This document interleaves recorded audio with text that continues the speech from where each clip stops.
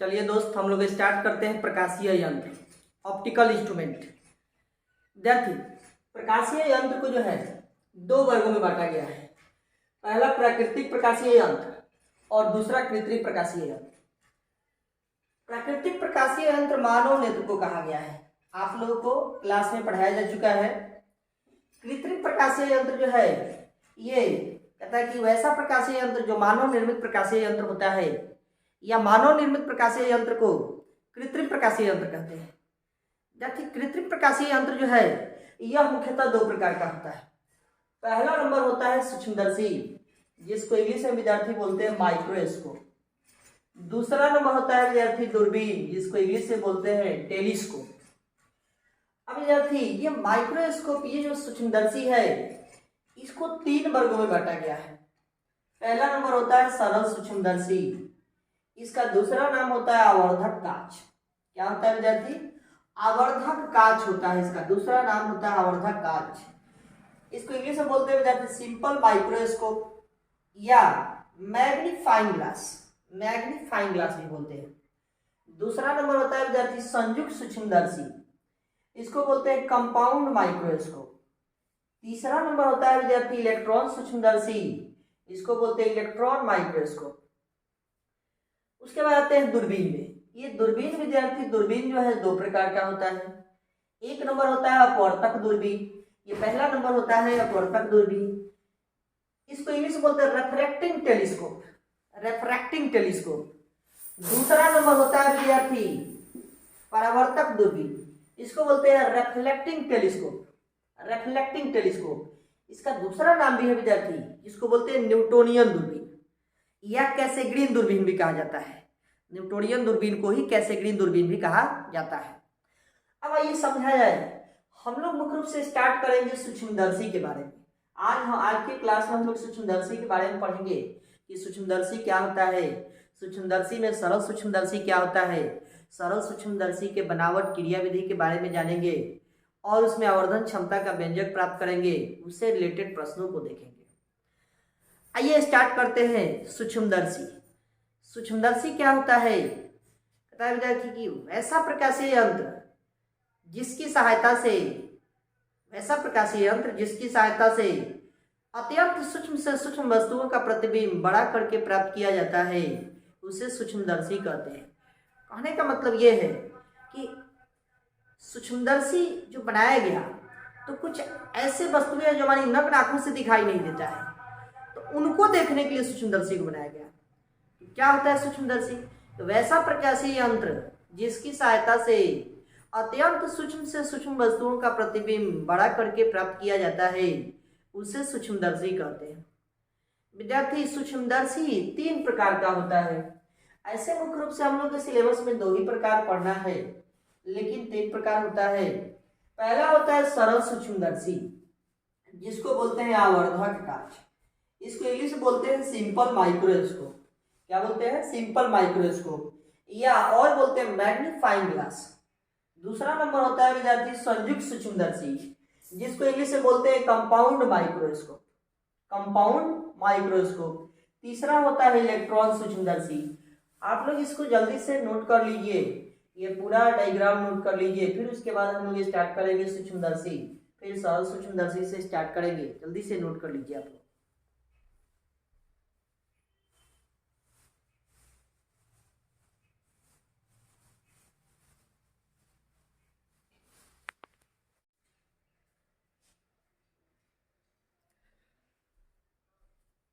चलिए दोस्त, स्टार्ट करते हैं सरल सूक्ष्मदर्शी। सरल सूक्ष्मदर्शी को विद्यार्थी दूसरा नाम आवर्धक कांच भी होता है। सरल सूक्ष्मदर्शी क्या होता है, इसके बारे में जानेंगे कि सरल सूक्ष्मदर्शी कैसा बनावट होता है, कैसे कार्य करता है। आइए ध्यान दिया जाए। कड़ा है, फिगर से समझते हैं इसको। इस सरल सूक्ष्मदर्शी में एक कम फोकस दूरी वाला उत्तल लेंस होता है। इसको ध्यान समझिए विद्यार्थी, सरल सूक्ष्मदर्शी में एक कम फोकस दूरी वाला उत्तल लेंस होता है।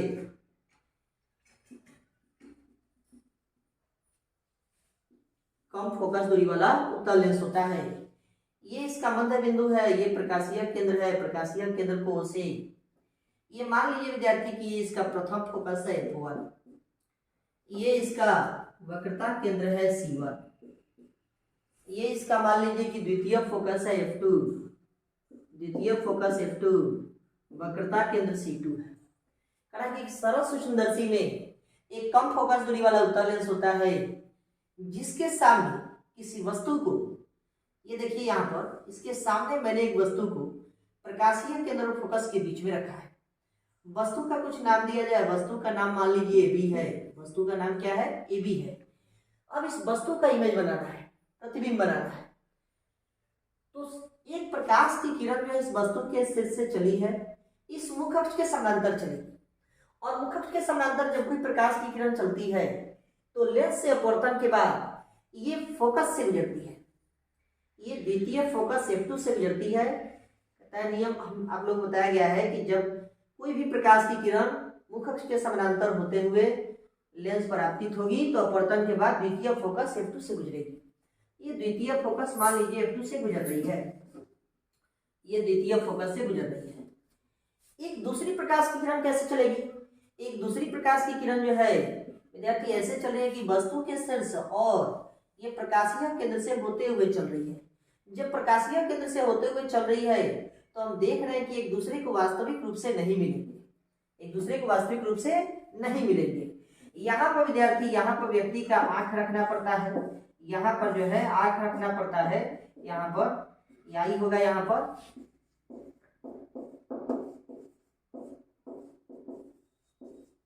यहाँ से व्यक्ति उस वस्तु का प्रतिबिंब देखेगा। तो देख रहे हैं विद्यार्थी कि वास्तविक रूप से आगे जितना ही बढ़ाएंगे नहीं मिलेंगे। इसका मतलब कि काल्पनिक रूप से बढ़ाकर मिलाना पड़ेगा। जब काल्पनिक रूप से बढ़ाकर मिलाएंगे तो कहीं ना कहीं ये किसी बिंदु पर मिलेंगे। ये जिस बिंदु पर मिलेंगे वहां पर इसका प्रतिबिंब बनेगा, वहां पर प्रतिबिंब बनेगा विद्यार्थी, तो ये काल्पनिक प्रतिबिंब बनेगा। कैसा बनेगा? काल्पनिक प्रतिबिंब बनेगा। मान लीजिए कि यहाँ पर ये दोनों आपस में आकर मिल रहे हैं, यहाँ पर आकर मिल रहे हैं, ये काल्पनिक प्रतिबिंब बनेगा। और देखिए वस्तु से बड़ा प्रतिबिंब बन रहा है, वस्तु से कैसा बन रहा है? बड़ा प्रतिबिंब बन रहा है, काल्पनिक बन रहा है, वस्तु से बड़ा बन रहा है। और एक खास बात है कि इसका नाम हम दे रहे हैं PQ नाम दे रहे हैं। मान लीजिए इसका नाम PQ है, प्रतिबिंब जो बना है इस प्रतिबिंब का नाम PQ है। इसको ध्यान समझिएगा क्या कर रहा है, फिर से समझिएगा। ये प्रकाशीय केंद्र और प्रतिबिंब के बीच की दूरी को विद्यार्थी प्रतिबिंब दूरी कहते हैं। प्रतिबिंब दूरी को V से सूचित करते हैं। किससे सूचित करते हैं? V से। यहाँ हम लिख रहे हैं विद्यार्थी V बराबर D। इस D को कहा गया है स्पष्ट दृष्टि की न्यूनतम दूरी। इसका वैल्यू होता है विद्यार्थी 25 सेंटीमीटर। कितना होता है? 25 सेंटीमीटर। इसको कहते हैं स्पष्ट दृष्टि की न्यूनतम दूरी। ध्यान से समझिए, देखिए स्पष्ट दृष्टि की न्यूनतम दूरी इसको बोलते हैं,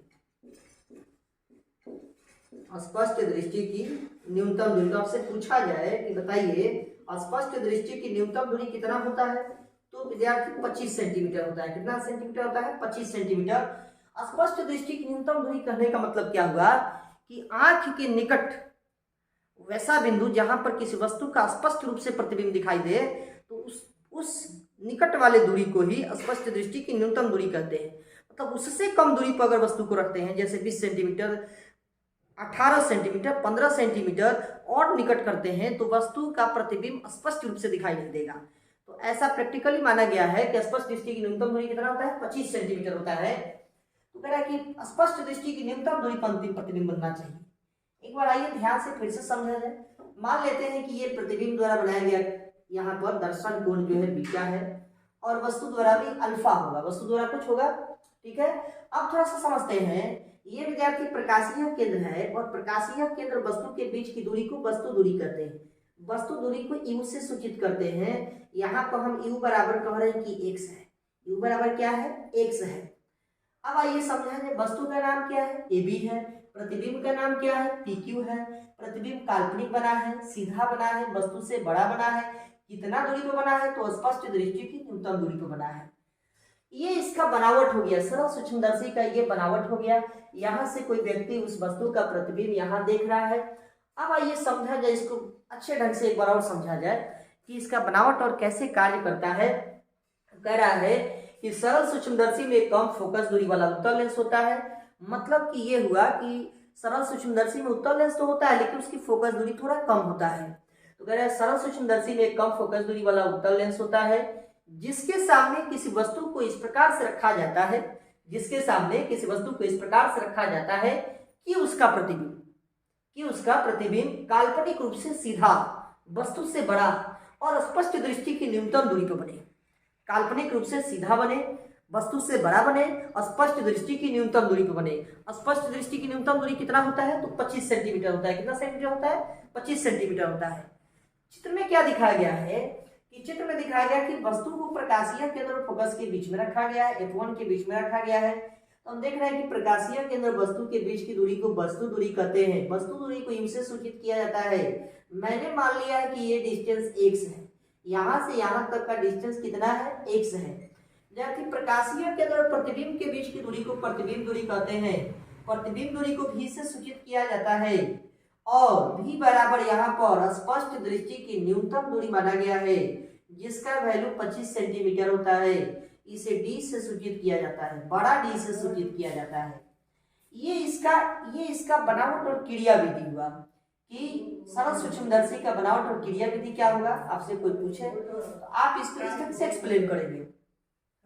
चलिए विद्यार्थी अब देखते हैं, अब हम लोग इसमें आवर्धन क्षमता का व्यंजक प्राप्त करेंगे। आवर्धन क्षमता का व्यंजक कैसे प्राप्त करेंगे? आवर्धन क्षमता क्या होता है आप लोगों को बताया गया था कि आवर्धन क्षमता को बड़ा एम से सूचित करते हैं और आवर्धन क्षमता होता है कि प्रतिबिंब द्वारा आंख पर बनाए गए दर्शन कोण और उसी स्थान पर, जिस स्थान पर प्रतिबिंब बनता है उसी स्थान पर वस्तु को रखा जाता है। तो वस्तु द्वारा आंख पर बनाए गए दर्शन कोण के अनुपात को आवर्धन क्षमता कहा जाता है जिसे बड़ा एम से सूचित किया जाता है। इसका मतलब ये हुआ कि प्रतिबिंब हम देख रहे हैं कि स्पष्ट दृष्टि की न्यूनतम दूरी पर बन रहा है तो दर्शन कोण बीटा है। दर्शन कोण कितना? आंख पर बनाया गया दर्शन कोण कितना है? बीटा है। कहता है कि उसी स्थान पर, जिस स्थान पर प्रतिबिंब बन रहा है उतना ही दूरी पर वस्तु को रखा जाए, इस वस्तु को उठाकर उतना ही दूरी पर रखा जाए और तब वस्तु के द्वारा जो आंख पर बनाया गया दर्शन कोण होगा उन दोनों कोणों के अनुपात को आवर्धन क्षमता कहते हैं। तो आवर्धन क्षमता का व्यंजक हम लोग को इसमें प्राप्त करना है। आइए थोड़ा सा इसको प्राप्त करने के लिए अलग से फिगर से समझते हैं। आइए ध्यान दिया जाए विद्यार्थी। देखिए ये इमेज है, ये प्रतिबिंब है और ये प्रतिबिंब द्वारा आंख पर बनाया गया दर्शन कोण जो है ये प्रतिबिंब है। प्रतिबिंब द्वारा आंख पर बनाया गया दर्शन कोण ये बीटा है। प्रतिबिंब द्वारा आंख पर बनाया गया दर्शन कोण कितना है? बीटा है। प्रतिबिंब द्वारा आंख पर बनाया गया दर्शन कोण बीटा है और ये स्पष्ट दृष्टि की न्यूनतम दूरी पर बन रहा है। ये प्रतिबिंब जो बन रहा है ये स्पष्ट दृष्टि की न्यूनतम दूरी पर बन रहा है। इस प्रतिबिंब का नाम क्या है? PQ है। क्या है? PQ है।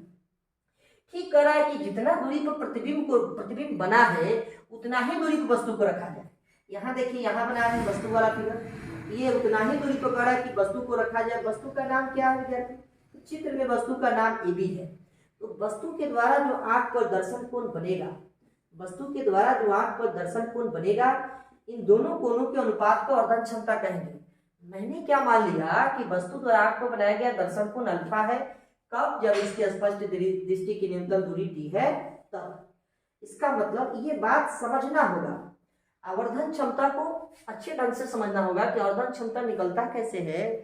तो कह रहा है कि प्रतिबिंब द्वारा आंख पर बनाए गए दर्शन कोण और उसी स्थान पर, जिस स्थान पर प्रतिबिंब बना था, दैट मीन्स उतना ही दूरी पर, जितना दूरी पर प्रतिबिंब बना था उतना ही दूरी पर वस्तु को रखने से वस्तु द्वारा आंख पर बनाए गए दर्शन कोण के अनुपात को आवर्धन क्षमता कहा जाता है।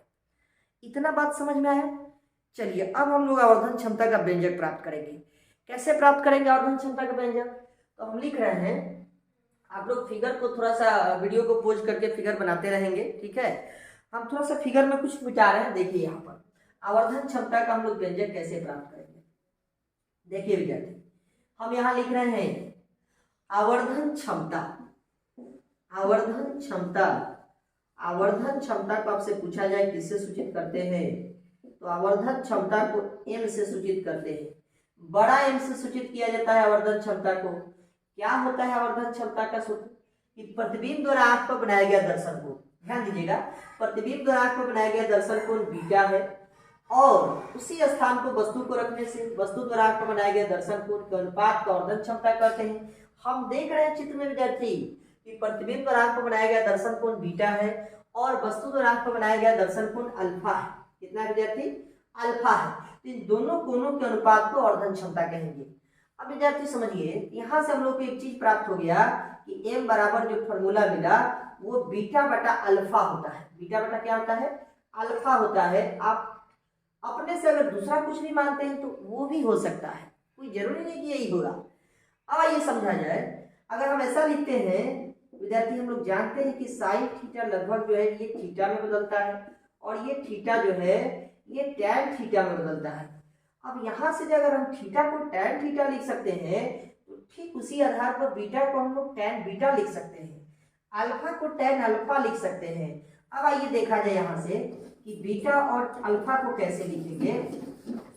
तो विद्यार्थी आप ऐसे लिख सकते हो, देखो m बराबर लिखेंगे m बराबर, इसीलिए m बराबर ये बीटा को लिखेंगे टैन बीटा और अल्फा को लिखेंगे टैन अल्फा। तो ये हो जाएगा टैन बीटा बटा टैन अल्फा।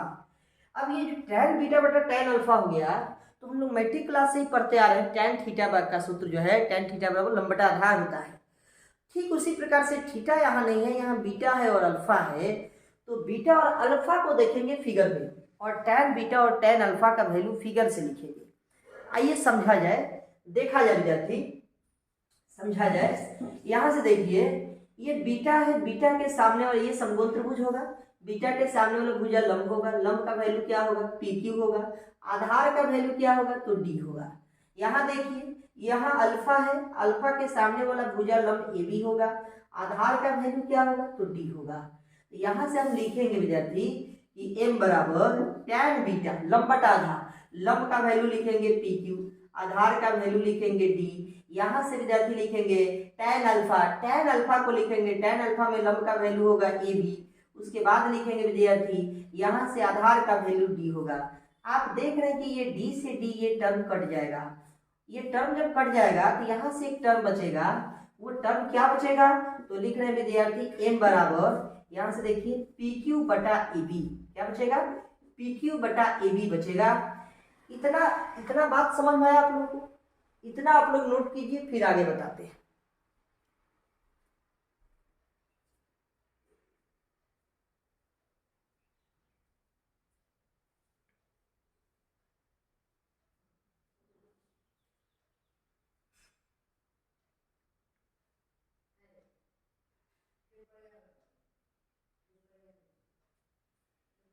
चलिए विद्यार्थी नोट कर लिए आप लोग, इतना आप लोग नोट कर लिए, इसको मिटा दिया जाए। अब आगे देखिए विद्यार्थी, अब इस फिगर से देखिए, इस फिगर से समझिएगा। इस फिगर में क्या है कि अगर इसको बीटा ही कह रहे हैं, जरा सा समझिएगा, अगर ये बीटा ही कह रहे हैं या थीटा ही कर रहे हैं, अगर इसको हम मान लेते हैं थोड़ा देर के लिए कि ये थीटा है, जैसा समझिएगा, अगर ये थीटा है तो ये 90 डिग्री हो जाएगा, तो ये 90 माइनस थीटा हो जाएगा। अगर विद्यार्थी ये अगर इस त्रिभुज में देखिए, अगर इस त्रिभुज में बात करें तो अगर ये थीटा है तो इसके सामने ये 90 डिग्री हो जाएगा और ये 90 माइनस थीटा हो जाएगा। जब ये विद्यार्थी इसमें भी एंगल ये 90 डिग्री है, इसमें भी एंगल 90 डिग्री है और ये 90 माइनस थीटा है, ये 90 माइनस थीटा है और ये दोनों त्रिभुज के लिए ये कोण एंगल जो थीटा या बीटा है, तो उस परिस्थिति में ये दोनों त्रिभुज समरूप होंगे। ये दोनों त्रिभुज क्या होंगे? समरूप होंगे। कौन कौन सा त्रिभुज समरूप होंगे? तो OPQ पहला त्रिभुज, देखिए पहला समकोण त्रिभुज OPQ ये त्रिभुज, और दूसरा कौन सा? तो OAB ये दोनों त्रिभुज आपस में समरूप होंगे। आज जब कोई भी त्रिभुज समरूप होता है, जब दो त्रिभुज समरूप होते हैं तो अनुपातिक नियम का हम लोग पालन करते हैं, रेशियो लॉ का पालन करते हैं। रेशियो लॉ क्या कहता है कि लंब बटा लंब बराबर आधार बटा आधार बराबर कर्ण बटा कर्ण, मतलब पहले त्रिभुज का लंब बटा दूसरे त्रिभुज का लंब बराबर पहले त्रिभुज का आधार बटा दूसरे त्रिभुज का आधार बराबर पहले त्रिभुज का कर्ण बटा दूसरे त्रिभुज का कर्ण। इस नियम का पालन करते हैं हम लोग। एक और तरीका हो सकता है इसको बनाने का, कई तरीकाएं हो सकता है। जैसे इस त्रिभुज में देखिए OPQ मान लीजिए कोण थीटा है, तो इसमें आप टैन थीटा लिख सकते हैं। इसमें भी देखिए, अगर इसमें लिखना चाहे तो OAB में भी हम टैन थीटा लिख देंगे, तो दोनों तरफ से LHS बराबर हो जाएगा। टैन थीटा का मतलब ही होता है लंब बटा आधार, टैन थीटा का मतलब ही होता है लंब बटा आधार। तो आप दोनों तरीकाओं से बना सकते हैं। ऐसे आपको हम बहुत सिंपल मेथड में चल रहे हैं, आइए समझा जाए। देखिए क्या है, कह रहा है कि चित्र में, समझिएगा, चित्र में त्रिभुज ओ पी क्यू एवं त्रिभुज ओ ए बी दोनों समरूप है। लिखेंगे दोनों समरूप है, दोनों समरूप है। जब दोनों समरूप होंगे, दोनों समरूप है, दोनों समरूप है तब लिखेंगे, इसीलिए अनुपातिक नियम से। क्या लिखेंगे? अनुपातिक नियम से लिखेंगे, इसीलिए अनुपातिक नियम से, ध्यान दीजिएगा, अनुपातिक नियम से, अनुपातिक नियम से। जब अनुपातिक नियम से लिखेंगे क्या कहता है, देखो इस फिगर को मिटा दे रहे हैं, इस फिगर की जरूरत नहीं है, इस फिगर को मिटा दे रहे हैं।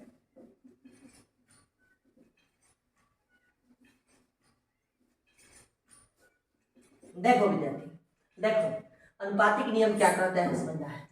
देखो क्या कर रहा है कि लंब बटा लंब, लंब बटा लंब बराबर आधार बटा आधार, लंब बटा लंब बराबर आधार बटा आधार, ऐसे लिखेंगे।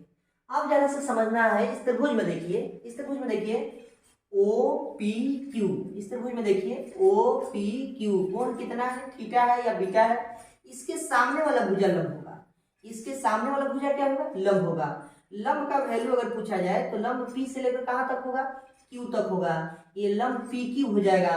आधार इसमें क्या होगा विद्यार्थी, आधार इसमें क्या होगा, तो आधार इसमें विद्यार्थी यहां से लेकर ओ से लेकर पी तक हो जाएगा, और ये वैल्यू डी है, ये वैल्यू कितना है, डी है। क्या ये बात समझ में आया, ये वैल्यू क्या है विद्यार्थी, डी है।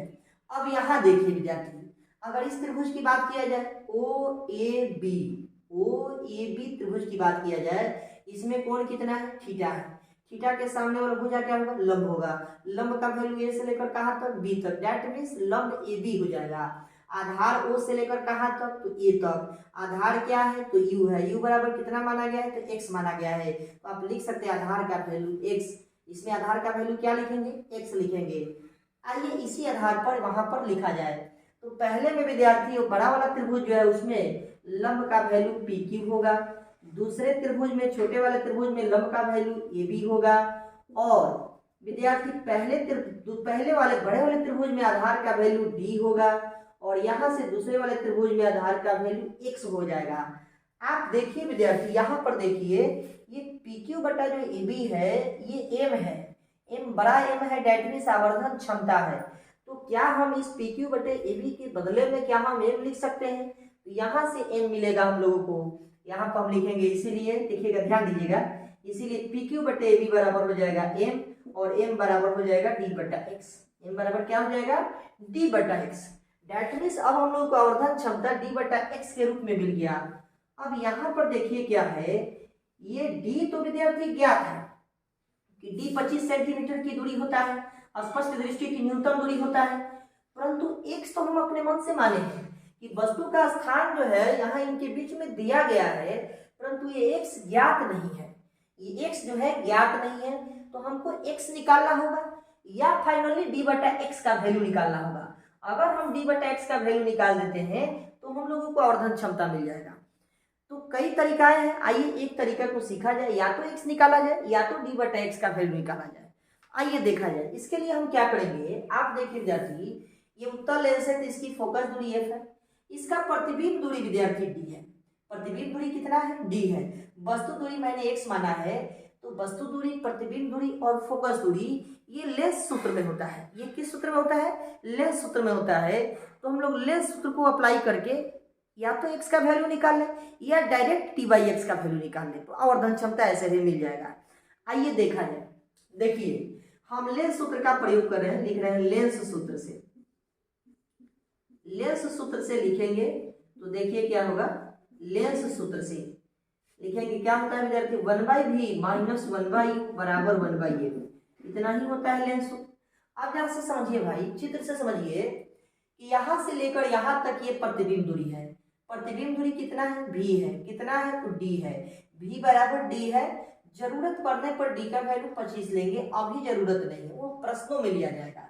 अब देखिए जरा, आप देखिए चित्र में बाएं है, तो हम जानते हैं चिन्ह परिपाटी के अनुसार कि चित्र में बाईं तरफ ध्रुव से या प्रकाशीय केंद्र से बाईं तरफ मापी गई लंबाई ऋणात्मक होता है, तो भी के जगह पर -d हो जाएगा। ठीक उसी प्रकार से देखिए यहाँ प्रकाशीय केंद्र वस्तु के बीच की दूरी को वस्तु दूरी कहेंगे, और ये चित्र में भी बाएं है, तो बाईं तरफ मापी गई लंबाई ऋणात्मक होता है, तो वस्तु दूरी का भी वैल्यू हम लोग माइनस में लेंगे, और उत्तल लेंस है उसकी फोकस दूरी धनात्मक होता है, तो फोकस दूरी का वैल्यू धनात्मक लेंगे। तो देखिए विद्यार्थी ये क्या हो जाएगा, लिखेंगे 1/v, v के जगह लिखेंगे -d, इतना हो जाएगा विद्यार्थी -d। अब देखिए विद्यार्थी -1/u, u के जगह हो जाएगा -x, क्या हो जाएगा -x हो जाएगा, बराबर फोकस दूरी धनात्मक होता है तो 1/f लिखेंगे। अब यहाँ से देखिए ये माइनस प्लस माइनस हो जाएगा, ये माइनस प्लस क्या हो जाएगा माइनस हो जाएगा। यहाँ से हम लोग लिखेंगे, देखिए ध्यान दीजिएगा लिखते वक्त में भी सावधानी बरतिएगा, लिखेंगे -1/d, उसके बाद लिखेंगे ये माइनस है विद्यार्थी, देखिए माइनस से उधर जाएगा तो पॉजिटिव हो जाएगा, तो लिखेंगे प्लस, लिखते हैं 1/x प्लस 1/f, ऐसा हो जाएगा। अब आप बताइए भाई, अब थोड़ा सा समझिए, नहीं हम मिस्टेक हो रहा है, माइनस माइनस प्लस होगा, और प्लस जो है विद्यार्थी ये पॉजिटिव हो जाएगा, सॉरी ये पॉजिटिव हो जाएगा, ध्यान दीजिएगा, ये माइनस होगा -1/d, -1/d, minus minus plus लिखेंगे, प्लस 1/x बराबर 1/f हो जाएगा, ऐसा हो जाएगा। आप समझिए यहाँ से, अब इस माइनस को, ये जो माइनस वाला टर्म है इसको उधर भेज दिया जाए, तो ये जैसे ही माइनस उधर जाएगा ये पॉजिटिव हो जाएगा, तो लिखेंगे विद्यार्थी यहाँ से कि 1/x यहाँ इधर बचेगा, 1/x बराबर ये माइनस उधर जाएगा तो प्लस होगा, तो 1/d प्लस में हो जाएगा, ये तो पहले से प्लस में है तो 1/f हो जाएगा। अब यहाँ से देखिए विद्यार्थी एक टर्म क्या मिल गया, हम लोगों को 1/x का वैल्यू मिल गया कि 1/x बराबर 1/d प्लस 1/f हो गया। यहाँ देखिए क्या है, यहाँ आवर्धन क्षमता में क्या है d/x है, क्या है विद्यार्थी d/x है। आप जरा थोड़ा सा IQ अपना लगाइए कि अगर इसमें d से गुना कर देते, अगर इधर d से गुना कर देते तो da कम d d/x हो जाता, यहाँ भी d/x है तो आवर्धन क्षमता ये वैल्यू मिल जाता। लेकिन जब d से इधर गुना करेंगे तो दोनों तरफ d से गुना करना पड़ेगा, तो हम लोग इसके लिए क्या करेंगे, डायरेक्ट भी निकाला जा सकता है कि दोनों तरफ d से गुना करने पर, जैसे ही दोनों तरफ d से गुना करेंगे तो विद्यार्थी ये d/x मिल जाएगा, और d/x ही तो आवर्धन क्षमता है, तो हम लिखेंगे यहाँ पर देखिए कि दोनों तरफ d से गुना करने पर, इधर लिख रहे हैं ध्यान दीजिएगा, इधर लिख रहे हैं ध्यान दीजिएगा, लिख रहे हैं दोनों तरफ d से गुना करने पर, दोनों तरफ d से गुना करने पर, दोनों तरफ d से गुना करने पर, देखिए क्या होगा,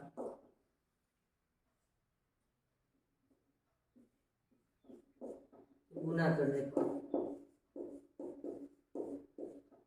देखिए विद्यार्थी लिखते हैं इसको, इसीलिए d कम d हो जाएगा तो d/x, d क्या हो जाएगा x, इस d पे 1 से गुना कीजिए तो d कम d हो जाएगा, तो लिखेंगे यहाँ पर d/d, यहाँ देखिए प्लस, यहाँ देखिए यहाँ d से गुना करेंगे, दोनों तरफ दोनों टर्म में d से गुना होगा, यहाँ जब गुना करेंगे तो d कम d और बटा में f हो जाएगा। यहाँ से देखिए विद्यार्थी ये d से d वाला टर्म कट जाएगा, जैसे ये टर्म कटेगा तो यहाँ से मिलेगा d/x बराबर मिलेगा, यहाँ पर 1 बचेगा प्लस में d/f, और यहाँ आप ध्यान से देखेंगे, यहाँ आप ध्यान से देखेंगे कि d/x ही तो m है, तो यहाँ पर मैंने यहाँ पर m लिख दीजिए, इसीलिए लिखेंगे m बराबर, m ही को तो कहते हैं आवर्धन क्षमता, तो 1 + d/f, 1 + d/f, ये आवर्धन क्षमता का व्यंजक हो गया सरल सूक्ष्मदर्शी में। लेकिन ये व्यंजक कब अप्लाई होगा, क्वेश्चन में कहा जाएगा कि जब प्रतिबिंब स्पष्ट दृष्टि की न्यूनतम दूरी पर बनता है, मतलब ये मेंशन होना चाहिए कि प्रतिबिंब जब स्पष्ट दृष्टि की न्यूनतम दूरी पर बनेगा तब उस परिस्थिति में आप आवर्धन क्षमता का सूत्र लगाएंगे सरल सूक्ष्मदर्शी में 1 + d/f, क्या लगाएंगे 1 + d/f, ये टर्म हो जाएगा। इतना समझ में आया, आप लोग इसको नोट कीजिए, फिर उसके बाद आगे बताते हैं।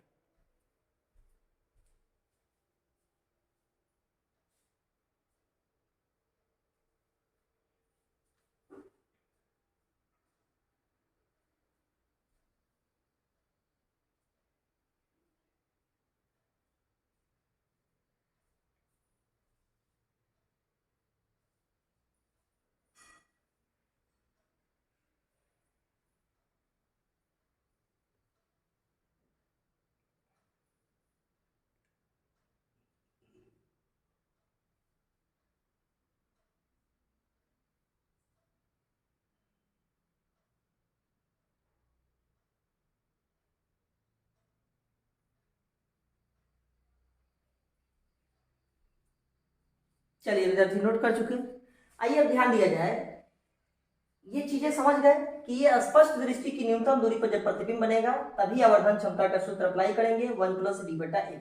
लेकिन यदि कंडीशन लगा दिया जाए कि नहीं अब प्रतिबिंब अनंत पर बन रहा है, इस केस को समझा जाए। आप लोग हेडिंग दे दीजिए जब प्रतिबिंब अनंत पर बनता हो, हम भी लिख रहे हैं, देखिए अब हेडिंग दीजिए जब प्रतिबिंब अनंत पर बनता हो, मतलब सरल सूक्ष्मदर्शी के द्वारा जब प्रतिबिंब कहाँ बनेगा, अनंत पर बनेगा। अनंत पर कब बनता है विद्यार्थी प्रतिबिंब, जब वस्तु को फोकस पर रखा जाता है।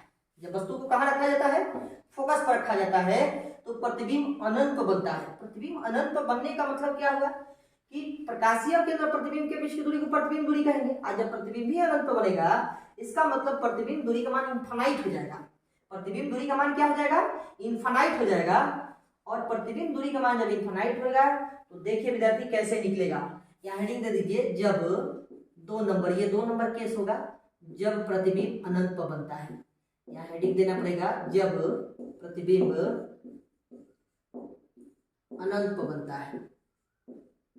जब प्रतिबिंब अनंत पर बनता है, जब प्रतिबिंब अनंत पर बनेगा तब विद्यार्थी फोकस दूरी, तब उस स्थिति में देखिए यहाँ से प्रतिबिंब दूरी लिखेंगे इनफाइनाइट हो जाएगा। क्या हो जाएगा, इनफाइनाइट हो जाएगा। अब आइए लेंस सूत्र का प्रयोग किया जाए। हम जानते हैं, क्या जानते हैं कि चूंकि 1/v - 1/u बराबर 1/f होता है। अब यहाँ पर देखिए, यहाँ v का मान आप क्या रखेंगे, इनफाइनाइट प्लस इनफाइनाइट रखेंगे। क्योंकि वस्तु बाएं होगा, प्रतिबिंब दाएं होगा, तो दाएं होने के कारण ये इनफाइनाइट, ये पॉजिटिव हो जाएगा। और माइनस ये वस्तु दूरी तो विद्यार्थी वस्तु तो बाएं था, तो बाएं था तो वस्तु दूरी -x लिखेंगे बराबर ये फोकस दूरी 1/f।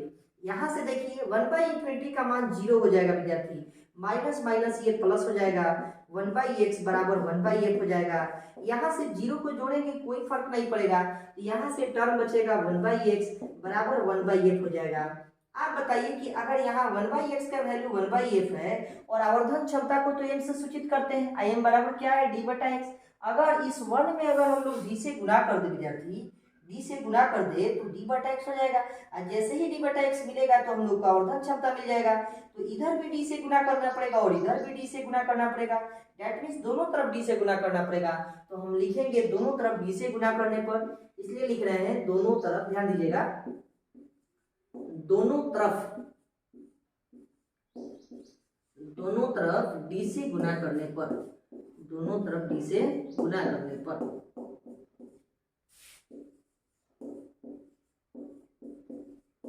देखिए d से गुणा कीजिए, इसीलिए लिख रहे हैं, बोलिए d एकम d बट्टा में x होगा बराबर d एकम d बट्टा में f होगा। और यही तो वैल्यू आवर्धन क्षमता है, तो लिखेंगे इसीलिए आवर्धन क्षमता है। इसको आप लोग मिटा देंगे, इसकी जरूरत नहीं है।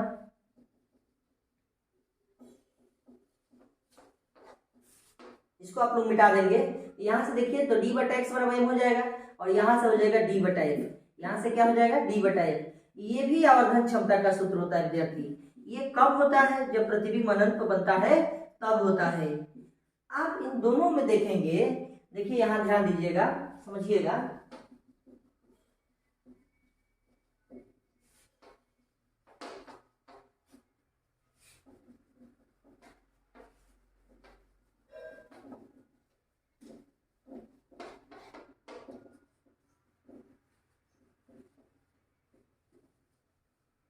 इन दोनों वैल्यू को देखिए, दोनों वैल्यू को देखिए, ये वैल्यू और ये वैल्यू दोनों को देखिए।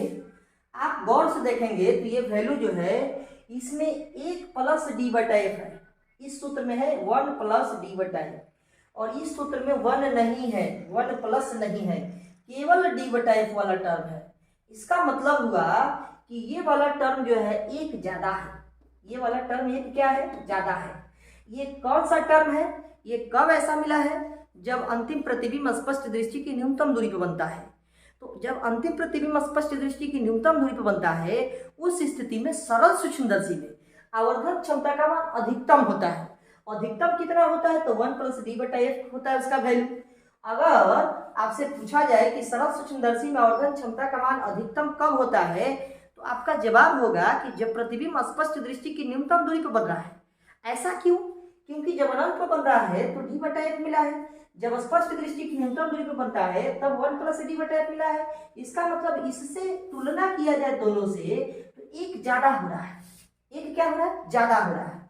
इसका मतलब कि एक जब ज्यादा हो रहा है तो स्पष्ट दृष्टि की न्यूनतम दूरी पर यदि प्रतिबिंब बनता है तो उस स्थिति में सरल सूक्ष्मदर्शी में आवर्धन क्षमता का मान अधिकतम होगा, और जब प्रतिबिंब अनंत पर बनता है तब सरल सूक्ष्मदर्शी में आवर्धन क्षमता का मान न्यूनतम होगा। कितना होगा, तो डी बटा एफ होगा। ये बात क्लियर हो गया। ये बेहद इंपॉर्टेंट पॉइंट है, ये ऑब्जेक्टिव पॉइंट है, पूछता है प्रश्न में कि सरल सूक्ष्मदर्शी में प्रतिबिंब, सरल सूक्ष्मदर्शी में आवर्धन क्षमता का मान अधिकतम होता है जब प्रतिबिंब बनता है। कहाँ बनता है, तो स्पष्ट दृष्टि की न्यूनतम दूरी पर बनता है, तब अधिकतम होगा। और यदि पूछा जाए कि सरल सूक्ष्मदर्शी में आवर्धन क्षमता का मान न्यूनतम होता है जब प्रतिबिंब बनता है, तो आपका जवाब क्या होगा कि जब प्रतिबिंब जो है अनंत को बनता है। कहाँ बनता है, अनंत को बनता है। ये बात तो समझ में आ गया। दो फॉर्मूला हम लोगों ने सीखा, इसमें इतना नोट कीजिए, फिर उसके बाद देखते हैं।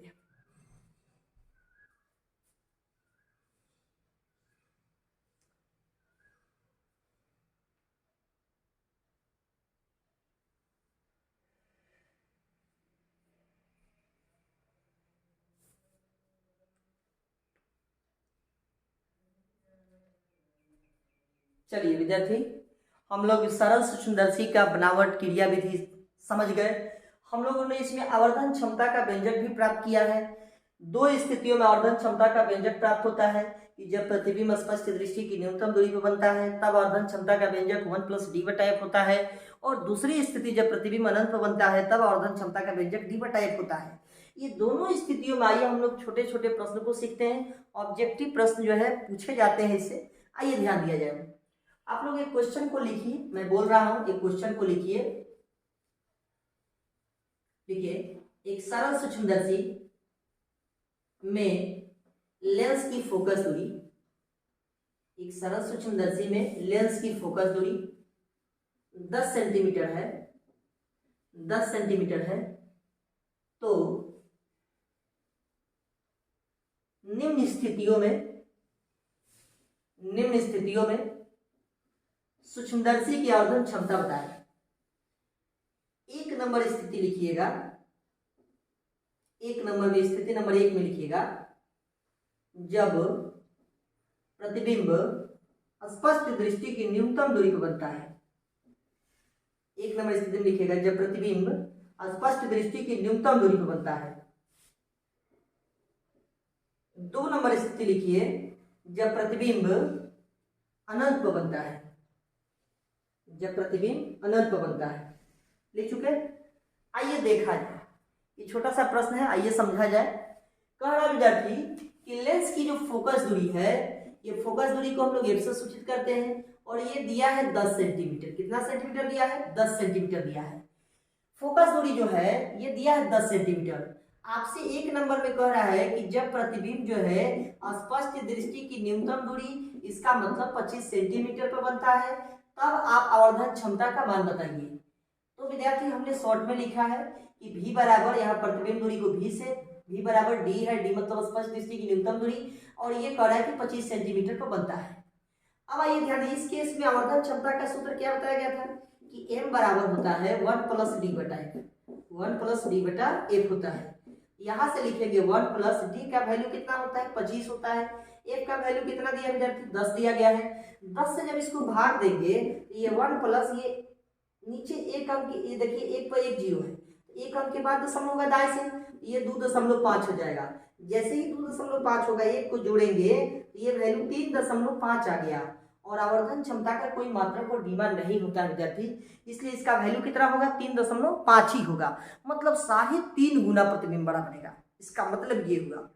अब आइए ध्यान दिया जाए, अब दूसरा स्थिति में क्या कह रहा है कि जब प्रतिबिंब जो है, दूसरा स्थिति में जब प्रतिबिंब अनंत पर बनता है, इसका मतलब कि v बराबर इनफिनिटी पर बनता है। हम शॉर्ट में लिख रहे हैं, इसको आपको समझना होगा कि जब प्रतिबिंब अनंत पर बनता है तब आवर्धन क्षमता हम लोग क्या प्राप्त किए थे, याद कीजिए, m बराबर d बटा एफ होता है। m बराबर कितना होता है, d बटा एफ होता है। d का वैल्यू विद्यार्थी 25 होता है, और f का वैल्यू कितना दिया है, 10। जब इसको आप हल करेंगे तो ये आएगा 2.5। यहाँ भी देखिए विद्यार्थी, यहाँ पर जब प्रतिबिंब अनंत पर बनता है तो आपका आवर्धन क्षमता मिला है 2.5, और जब स्पष्ट दृष्टि की न्यूनतम दूरी पर बनता है तो आवर्धन क्षमता मिला है 3.5।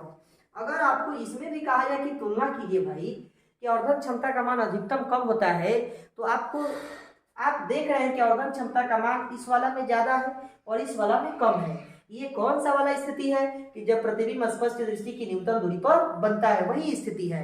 ये कौन सा स्थिति है? जब प्रतिबिंब अनंत पर बनता है। तो आप कह सकते हैं कि जब प्रतिबिंब स्पष्ट दृष्टि की न्यूनतम दूरी पर बनता है तब सरल सूक्ष्मदर्शी में आवर्धन क्षमता का मान अधिकतम होता है। आया बात समझ में? चलिए इतना नोट कीजिए, फिर अगले सवाल की तरफ बढ़ेंगे।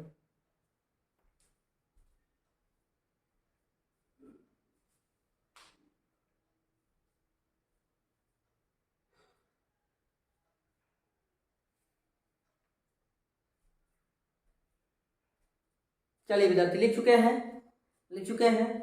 चलिए हम लोग अगले प्रश्न की तरफ बढ़ते हैं। अगला प्रश्न विद्यार्थी आप लोग लिखेंगे, ये प्रश्न ऑब्जेक्टिव के दृष्टिकोण से बहुत इंपॉर्टेंट है, आपके बोर्ड के परीक्षा में बहुत बार पूछा गया है, मतलब इसको बोर्ड लाइक करता है, बोर्ड जो है इसको काफी लाइक करता है। आप लोगों को भी सब्सक्राइब करना होगा इसको। चलिए लिखिए क्वेश्चन लिखिए। एक आवर्धक कांच के लेंस की क्षमता 12 डायोप्टर है।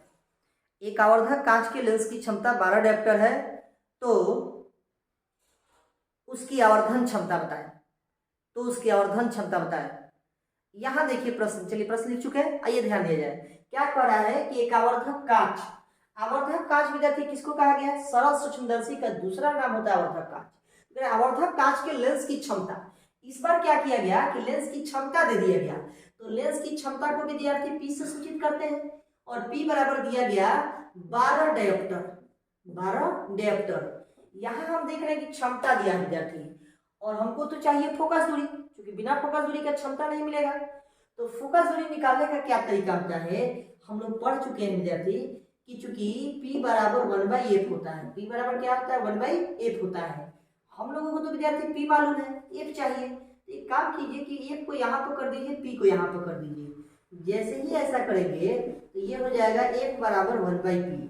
अब बताइए P, जब P जो मालूम है तो P को यहाँ लाकर चिपकाइए, तो लिखेंगे f बराबर 1/p, P के जगह 12 लिखेंगे, और डायोप्टर है, इसका मतलब कि ये मीटर में मापा गया होगा, तभी डायोप्टर लिखा गया है। मीटर इनवर्स को विद्यार्थी डायोप्टर बोलते हैं, इसका मतलब ये वैल्यू मीटर में है। तो इसको सेंटीमीटर बदलने के लिए आप 100 से गुना कर लीजिए, क्योंकि जब भी फोकस दूरी की बात करेगा तो आपको सेंटीमीटर में लिखना होगा, और सेंटीमीटर में विद्यार्थी इसको हमने चेंज करने के लिए क्या किया? 100 से गुना कर लिया। जैसे ही 100 से गुना किया गया, ये विद्यार्थी कटेगा, ये कितना से कटेगा? 25 से 25 चौकस है, और ये 4 से 4 तिहाई 12, 4 से ये भी कटेगा, 4 से ये भी कटेगा, 25 चौकस है, और ये विद्यार्थी 4 तिहाई 12। इसका मतलब कि अपने पास फोकस दूरी का वैल्यू निकल कर आ गया 25/3 सेंटीमीटर, 25/3 सेंटीमीटर। अब जैसे ही फोकस दूरी आपको मिल गया तो क्वेश्चन में देखिए, इसमें ये बातें नहीं कहा गया है कि प्रतिबिंब कहाँ बनता है। जब क्वेश्चन में सरल सूक्ष्मदर्शी का क्वेश्चन हो और ये बातें स्पष्ट न किया जाए कि प्रतिबिंब कहाँ बन रहा हो, कुछ मेंशन न किया जाए, तो आपको ये समझना है कि प्रतिबिंब जो है स्पष्ट दृष्टि की न्यूनतम दूरी पर बन रहा है।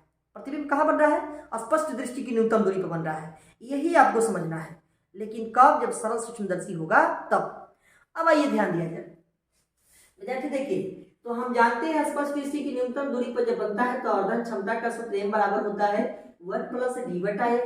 यहाँ से देखिए विद्यार्थी, तो लिखेंगे 1 + d, और d का वैल्यू कितना हो जाएगा? 25, और f का वैल्यू कितना दिया है विद्यार्थी? देखिए यहाँ मिला हुआ है 25/3। 25 कितना मिला है? 3 मिला है। ये देखिए मेन बटा ये वाला है, ये 3 ऊपर चल जाएगा। 3 जैसे ही ऊपर जाएगा देखिए ये होगा 1 + 25 × 3 और बटा 25, ऐसे हो जाएगा।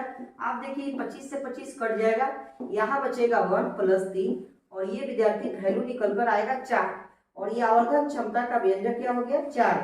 ये अक्सर विद्यार्थी रट जाते हैं, जिनको समझ में नहीं आता है कि इसका उत्तर कैसे मिलेगा, तो इसका आंसर तक रट जाते हैं। लेकिन आपको रटना नहीं, आपको समझना है कि कैसे निकलेगा। तो ये जब विद्यार्थी ऐसे पहले फोकस दूरी निकाल लेंगे, फोकस दूरी निकालने के बाद आवर्धन क्षमता का सूत्र अप्लाई करेंगे, 1 + d/f होता है, 1 + d/f का वैल्यू अप्लाई करेंगे, रखेंगे जैसे, तो ये वैल्यू निकल के आ जाएगा 4। कितना आ जाएगा? 4। ये प्रश्न बेहद इंपॉर्टेंट है ऑब्जेक्टिव के दृष्टिकोण से। बोर्ड इसको बहुत बार लाइक किया है, आप लोग इसको ध्यान में रखेंगे। चलिए विद्यार्थी, इतना ही आज के सेशन में हम लोग इतना ही करते हैं, और फिर अगले सेशन में हम लोग मिलेंगे। संयुक्त सूक्ष्मदर्शी से मिलेंगे। ये सरल सूक्ष्मदर्शी का बनावट था, क्रिया विधि था, इससे रिलेटेड ऑब्जेक्टिव प्रश्न थे, कुछ क्वेश्चन थे, इसको हम लोगों ने देखा। अगले क्लास में हम लोग मिलेंगे संयुक्त सूक्ष्मदर्शी से, और संयुक्त सूक्ष्मदर्शी के हम लोग उसमें बनावट, क्रिया विधि, आवर्धन क्षमता, ये सारी बातों को समावेशन करके हम लोग सीखेंगे। That's all.